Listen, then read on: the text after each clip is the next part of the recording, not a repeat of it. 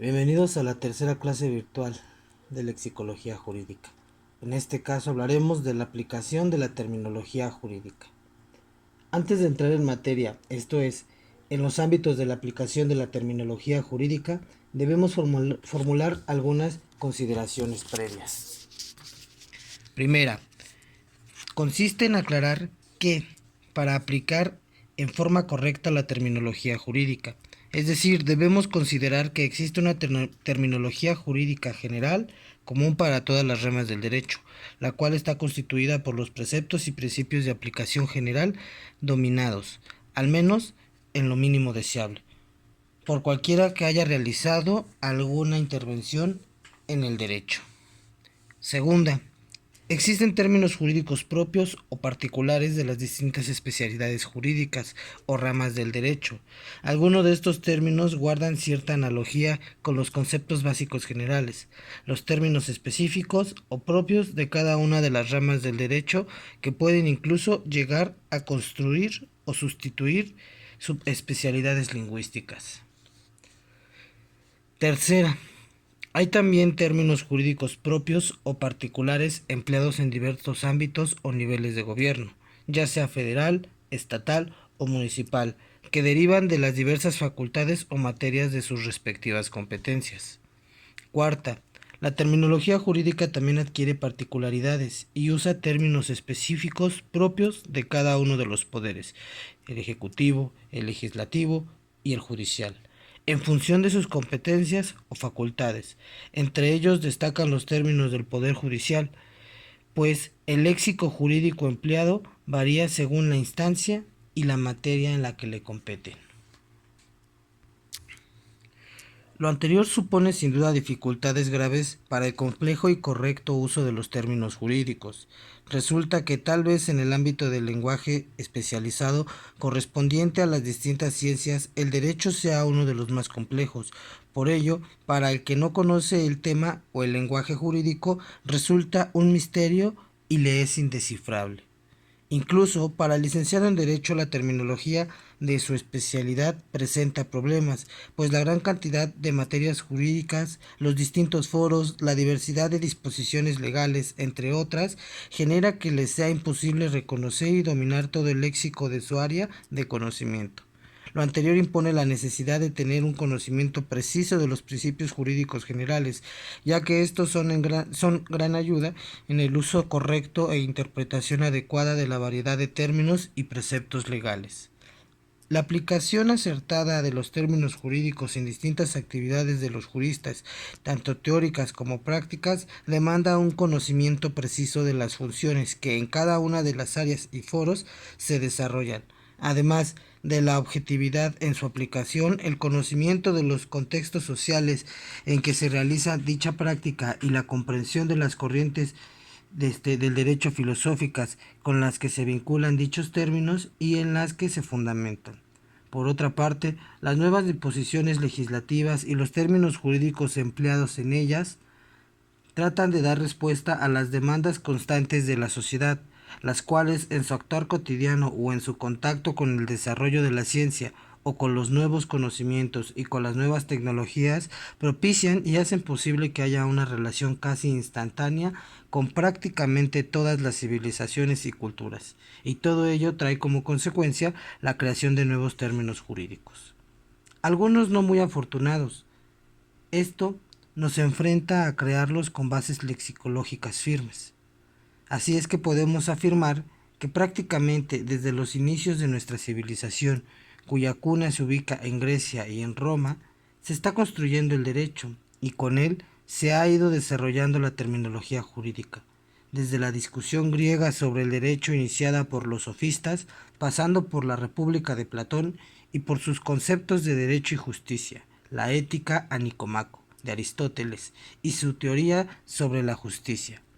Hasta las grandes aportaciones de los juristas romanos se construyeron en su mayoría los términos jurídicos, a partir de los cuales elaboramos y seguimos construyendo el sistema jurídico y el vocabulario jurídico actual. Hace un momento hablábamos de los foros. ¿A qué nos referimos con ello? Los distintos ámbitos de aplicación de los términos jurídicos tienen relación con el foro, Por ello, vamos a explicar a qué nos referimos con ellos. En Roma eran importantes los edificios públicos. En ellos se destacaba el foro, cuyas ruinas aún se pueden apreciar en los determinados foros imperiales que lo comprenden. Entre otros, el foro Trajano, el foro Romano, los cuales se extienden en la Roma actual. El foro era el lugar o plaza donde se trataban los asuntos públicos y se llevaban a cabo los juicios. Por esta razón, todavía entre abogados se denomina foro a diferentes lugares donde se atienden las causas diversas que se presentan en los tribunales. El foro, como explicamos con antelación, eran las plazas públicas que servían como mercado, por ejemplo, el mercado Trajano, y como lugar de reunión para las asambleas públicas en que se trataban asuntos de interés general. Uno de los más importantes foros fue sin duda el Forum Ventus o Forum Magnus, asentado sobre el pantano desecado por Rómulo y Tasio, del cual se aprecian hoy en día las ruinas. Los templos de Saturno y Concordia, cerca del arco del Séptimo Severo, y otras construcciones que después varían paso a paso por edificaciones públicas. Continuando con la descripción del Foro Vetus, este se dividía en dos partes situadas a desnivel. La primera se denominaba Comitium y la Curia Hostia, que después fue sustituida por la Curia Judía, sedes respectivas de las asambleas populares y de las reuniones de los senados. Servía de lugar de reunión y asamblea de los comicios curiales. La segunda parte era el Forum propiamente dicho, que estaba ubicado frente al Comicium y reservado para los Comicium tribales. Entre ambas se alzaba una tribuna de las arengas, desde la cual los oradores o tribunos se dirigían a la plebe.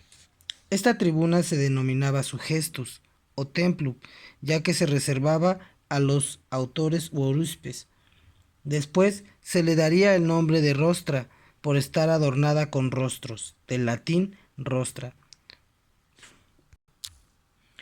Todos estos edificios permanecieron en uso hasta mediados del siglo I a.C., cuando los trabajos de César en esa zona de la plaza, situada cerca del nuevo foro edificado por él, determinaron la desaparición del Comitium y la construcción de los Rostra y de la Curia Julia.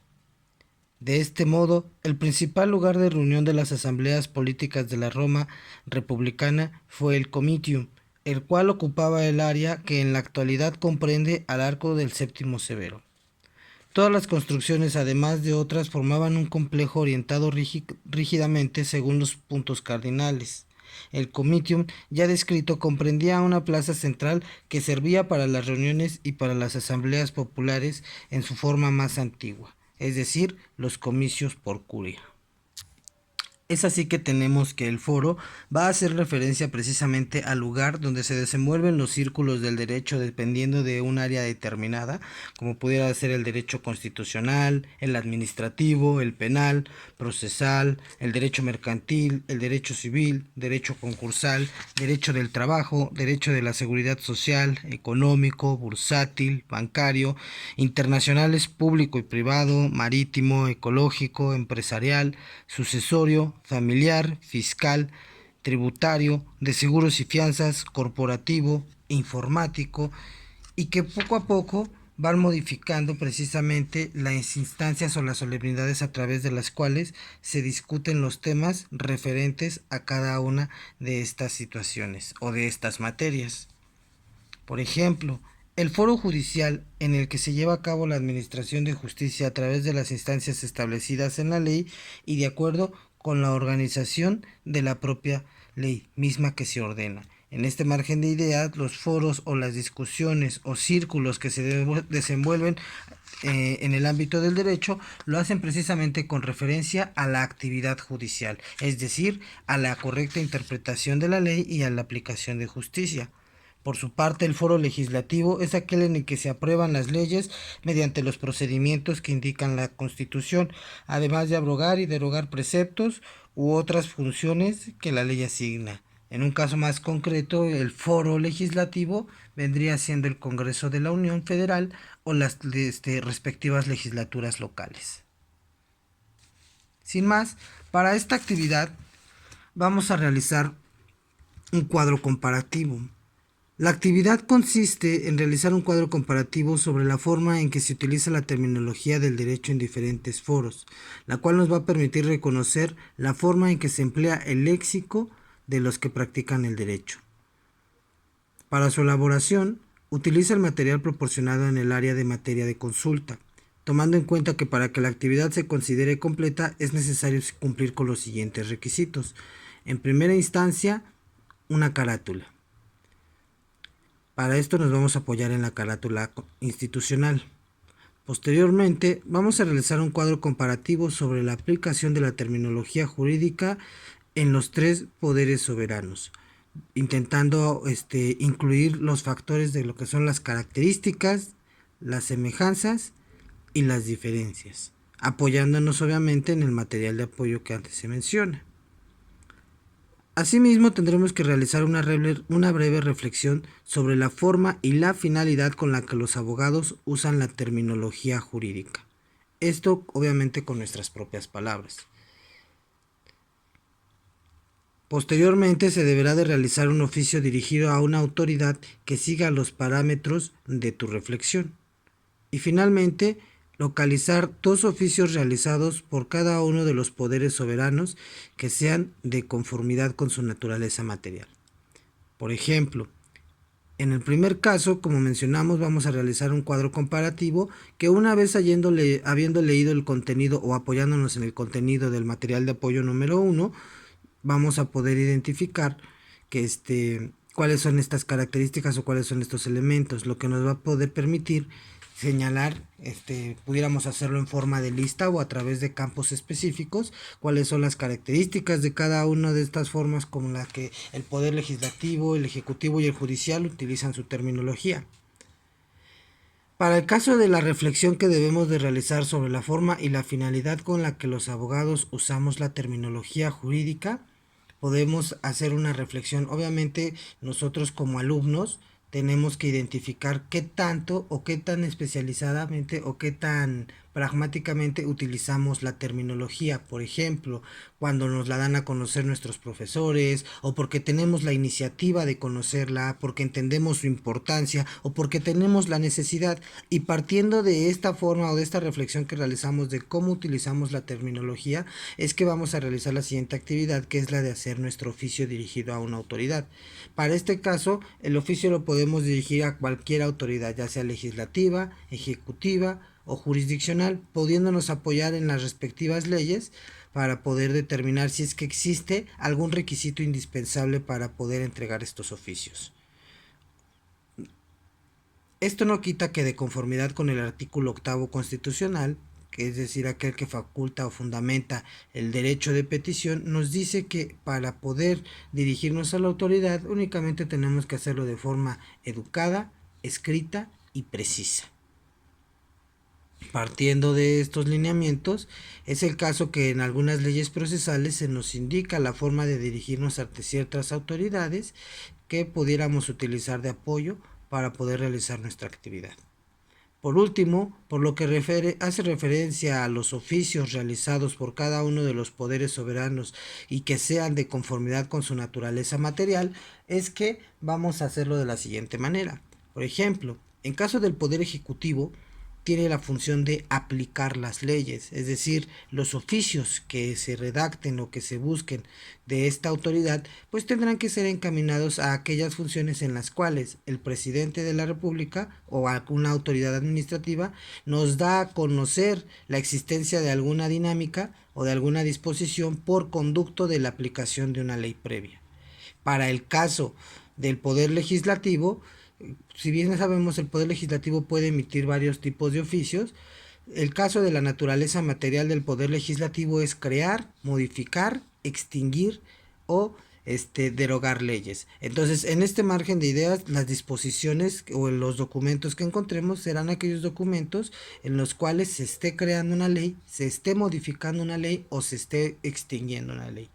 Por último, para el Poder Judicial nos vamos a apoyar en algún documento que de acuerdo a su naturaleza de determinar el derecho o de interpretar el mismo, pueda, y que de conformidad con su naturaleza material podamos utilizar como ejemplos. En este caso viene a mi memoria una jurisprudencia o alguna sentencia que localicemos, que encontremos en la web. Los documentos que van a servir o los oficios que van a servir para ejemplificar la actividad y el uso de la terminología de los diferentes orbes de gobierno deberán de ser transcritos tal cual, pudiendo copiar y pegar e incluirlos en el trabajo, agregando las respectivas referencias de dónde estamos obteniendo el material. También cabe señalar, muchachos, que el material de apoyo que se integra en sus actividades es enunciativo, no limitativo. Es decir, el hecho de que se esté proporcionando un material de apoyo no significa que no podamos utilizar otras fuentes para consultar nuestra actividad. Y en este margen de ideas, la presentación de la actividad se realizará a través de un archivo en formato Word, mismo que deberá ser enviado a través del espacio titulado como actividad 3 que se encuentra ubicado en esta sesión. Muy bien.